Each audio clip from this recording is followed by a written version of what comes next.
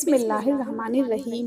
دوستو، بے شک اللہ تعالیٰ ہی رزق دینے والا ہے اور زمین پر جتنے بھی چلنے والے ہوں یا آسمان میں اڑنے والے ہوں، سب کو رزق اللہ تعالیٰ ہی دیتا ہے۔ اور یقیناً کسی لالچی کا لالچ اللہ تعالیٰ کا دیا رزق زیادہ نہیں کر سکتا، اور نہ ہی کسی ناپسند کرنے والوں کی ناپسندگی اسے ہٹا سکتی ہے۔ اللہ تعالیٰ نے لوگوں کے رزق میں فرق رکھا ہے، جسے چاہے زیادہ رزق عطا فرما دے، جسے چاہے کم رزق عطا فرما دے۔ وہی مالک ہے، وہی خالق ہے، وہی ایک قوم کے رزق میں کمی کر دیتا ہے تو دوسری قوم کے رزق میں اضافہ فرما دیتا ہے۔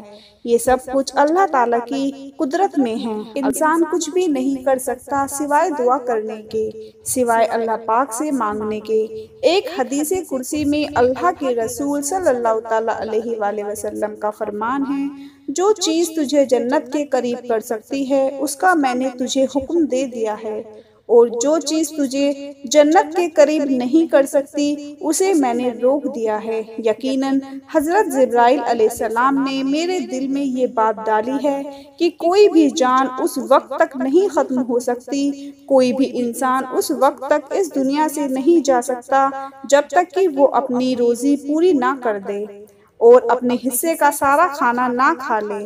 تم اللہ کا تقوی اختیار کرتے ہوئے اللہ کا ذکر اچھی طرح کرو، اور تم میں سے کسی کو روزی کا لیٹ اور کم ہو جانا اس بات پر نہ رہے تم اللہ کی نافرمانی کر کے روزی حاصل کرنے لگ جاؤ، کیونکہ جو کچھ اللہ کے پاس ہے وہ اللہ تعالیٰ کی اتحاد اور فرما برداری کے ذریعے ہی حاصل کیا جا سکتا ہے۔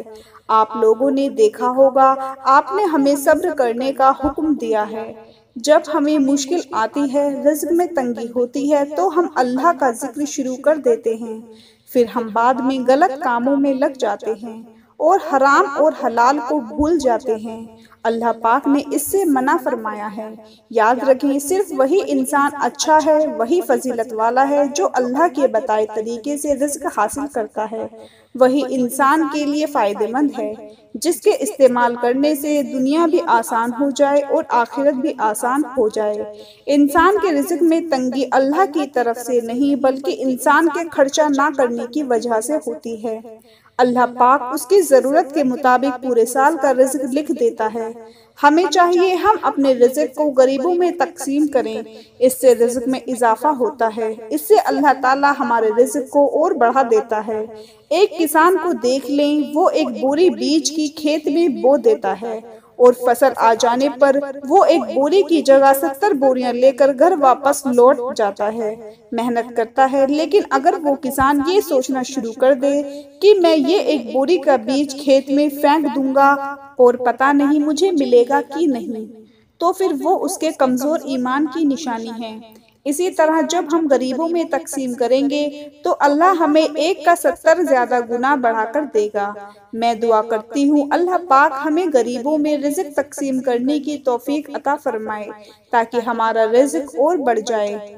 دوستو، ہم آپ کو 2 ایسی آیت کے بارے میں بتانے والے ہیں جو سورہ بقرہ کی 2 آیت ہیں، جن کی تلاوت کرنے سے، جن کو پڑھنے سے اللہ پاک کی فضل و کرم سے آپ کے پاس کبھی رزق کی کمی نہیں آئے گی، نہ ہی کوئی تنگی ہوگی۔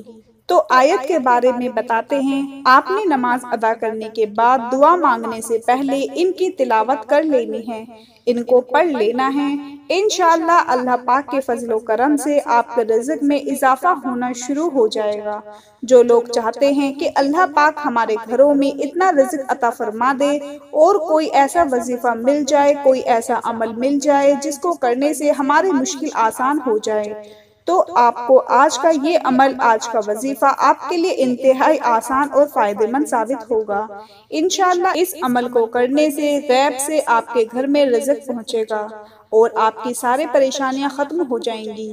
اس وقت اسکرین پر آپ کو جو قرآنی آیت دکھائی جا رہی ہیں، پہلے نمبر پر سورہ بقرہ کی آیت نمبر 8 ہے، آپ نے اس کی تلاوت کرنی ہے، اور دوسرے نمبر پر سورہ بقرہ کی آیت نمبر 254 ہے، جو کہ آپ کو اسکرین پر دکھ رہی ہے۔ ان 2 آیت کو آپ نے ہر نماز کے بعد تلاوت کر کے پھر دعا مانگنی ہے۔ انشاءاللہ اللہ تعالیٰ کے فضل و کرم سے ہر طرح کی پریشانی ختم ہو جائے گی۔